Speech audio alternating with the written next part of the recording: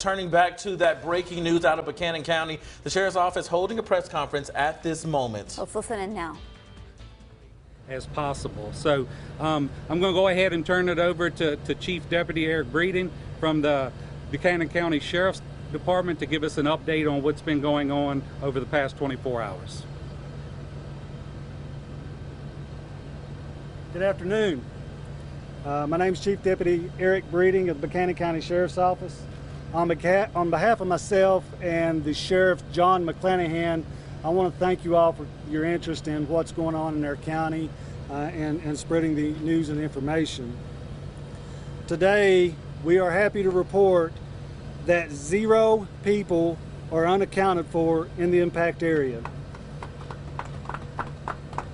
Crews were out all night last night, and there was 5 crews out this morning, reaching to those in the flooded area that were reported missing on our hotline yesterday, and they were all located. We also happy to report we are at 0 fatalities during this flooding incident. Now, we've been contacted by many people and businesses and nonprofit organizations on how they can help with our community. Our immediate need at this time is cleaning supplies, such as mops, buckets, shovels, general cleaning supplies, bleach, stuff like that. These items can be taken directly to the Twin Valley Elementary School that's located in Oakwood on Route 460. If you would like to make a monetary donation to support the community with the recovery, you can make those donations to the United Way. The Virginia Department of Emergency Management will be sending a press release posting on their social media platforms that all the details on how to make those donations, so keep your eye out for that. Currently, there are 3 road closures in the Whitewood area: Route 628, Route 635, and Route 715. Route 715 will be closed for an extended period of time because of the damaged bridge on that road. We do anticipate the other roads to be cleared out, hopefully by the end of the day, or at least within the next day or 2.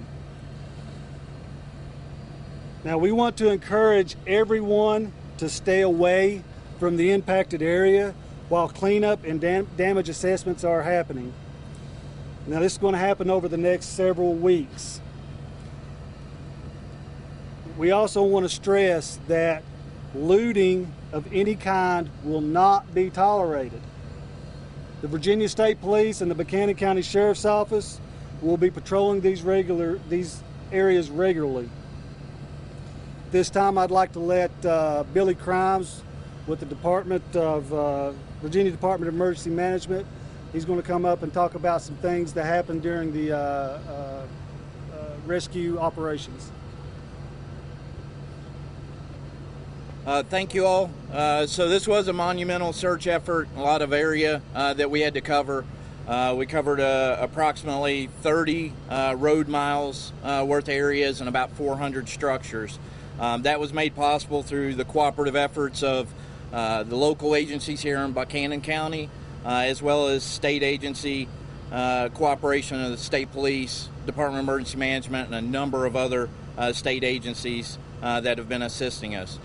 We also coordinated in 6 teams from throughout the state, from Lynchburg, Roanoke, Salem, Bristol, and Southwest Virginia, to come in and assist with the search operations. We have a few operations continuing to go on at this time, just to make sure that we don't have anybody else out there. We're checking vehicles in the river and things like that. So we expect to wrap those operations up this afternoon. From there, understanding that this is not done, and we continue to take in requests for wellness checks, medical needs, food, shelter, all of those types of things, and those will be addressed on an as-needed basis for any issues that come up. Those teams will also be available if, for some reason, something else comes up or somebody else is reported that we don't already know about. So that's all I have to report on right now, and I'm going to turn it back over to Chief Deputy Bree. Okay, next I would like to introduce State Senator Travis Hackworth. Well, thank you, media, first of all, for the coverage that you are doing here. Like they said, this has been a monumental search and rescue mission, and I would personally like to thank the governor's office.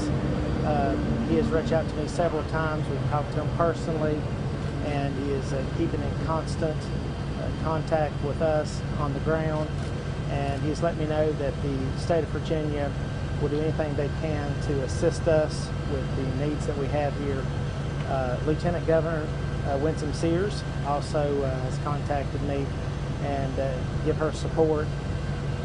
Sheriff McClanahan and the Chief Deputy Eric Breeding has just done an amazing job. Also, Emergency Coordinator Bart Chambers has done an amazing job coordinating with VDM and all the agencies. I've never seen cooperation. I told them this morning it was like deja vu with Hurley last year. A lot of the same people showed up, and they have just done an amazing job. Also, Senator Pillion and Delegate Moorfield. He has Delegate Kilgore, Delegate O'Quinn, and Delegate Wampler.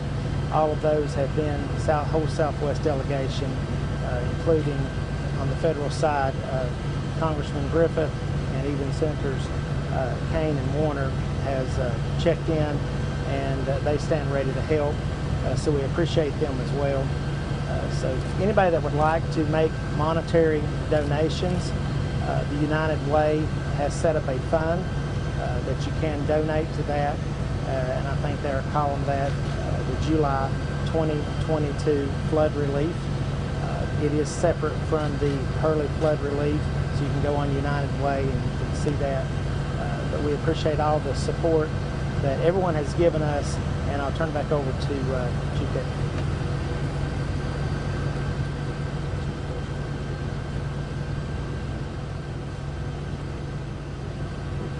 At this time, I'd like to take the opportunity to thank all the outside agencies that responded to this emergency. Without their help, there's no way we could have pulled this off. We don't have the manpower, the resources, and without these guys coming in, and if you look at this parking lot and see, they're from all over the state, and they are professionals at what they do, and they do a great job. So I think they all need recognition. At some point within the next few days, I'll have a list of every agency that has assisted with us, and I would love for you guys to at least let the world know that they're the ones that made this happen. The guys that come in here and stepped it up in the middle of the night and said, "We're here to help," and enrich their lives too. As Senator Hackworth was talking about, we do want to thank the governor. We want to thank Senator Hackworth, Delegate Pillion. We'd like to thank Delegate Moorfield, Congressman Griffith, for all their support that they've given us over the years here in Buchanan County, and especially during this event. Sheriff McClanahan also spoke with Lieutenant Governor Sears and with representatives from the Attorney General's office and with the governor himself. So our state officials are very concerned, very interested, and are willing to give any resource that we need to get us through this situation. So we greatly appreciate that. And at this time, you know, that's the end of what we have to say. Does anybody have any questions? Chief Deputy, can you talk about the challenges that you faced locating those that were unaccounted for? At the height, it was about 44 from when you guys had released your information. Yes, I'm going to defer to Department of Emergency Management for that. So one of the biggest challenges here is the large geographical area that we were dealing with. Again, the over 30 miles of just road and river miles that we were dealing with. The numbers did fluctuate regularly on that list. Again, we referred to that list as unaccounted for, not necessarily that we had any credible missing information. And so a lot of that was just tracking folks down, making sure that it wasn't an access issue, which is what the case was in most of those. They weren't able to get out. They didn't have phone service. They didn't have power. There's no cell service in the area, and so they weren't able to make those contacts out to the outside world. So family members, friends, checking on them was the key to getting all those resolved. Can you quantify the structural damage? So it's everything from just minor damage to houses that were washed away. How many? We don't have an exact number. That damage assessment is going to take place tomorrow, and those numbers will come out as the days go on. I know you said multiple agencies on the scene. Can you talk a little bit about what you're seeing, like on the ground, and how those rescue attempts have gone? So most of the areas, we've seen everything from the landslides to just flooded roads where the road's been completely washed away, and so that's presented challenges with getting our teams in and making access. In some cases driving 3 or 4 times the distance we normally would to get into an area to be able to search it. How does this compare to other natural disasters we've seen in this area? So very familiar to the incident that we've referred to a year ago in the Hurley area, in that we see the water come up very quickly as a result of these heavy thunderstorms that run through the area, and so the damage is comparable to some of those others that we have seen in Southwest Virginia. We have the mountains, not a lot of place for the water to go. How long do you think the cleanup efforts will take here? To some extent that's still occurring from the Hurley incident, so it will take time for each of the different pieces of things to come together, and that's where that support, the donations and things like that, volunteer organizations, will really be key to making that stuff happen. Do you have an estimation on how many families are displaced right now? I don't right at the moment, to be honest. What a relief you guys must feel to have escaped a disaster of this magnitude with 0 casualties. Absolutely. Can you speak on that? So, anytime, again, we walk into it as a worst case scenario. We plan for the worst, we hope for the best, and once again, that's been the case. How long will you guys be out here responding and helping out these folks? So that effort may look different, there may be different faces, but it will continue for the coming weeks of people doing assessments, getting the help that they need, and getting the resources they need into the area. Any estimates as far as the infrastructure, the cell service, the road access? None that we are able to brief out right at the moment. For those displaced, are they being helped by the Red Cross? Or I know you had a staging area for families at The shelter is set up, and that information has been distributed pretty widely as far as making sure that those folks are taken care of. Would you be able to put a dollar estimate on how much damage there was? I mean, 30 miles of rivers and roads, that's a lot of area. So again, that's part of the process that will begin tomorrow with going door to door and looking at that and being able to assess how much damage was exactly done. And would you be able to relay any of the stories of those that you were able to find after their loved ones thought that they were unaccounted for or missing?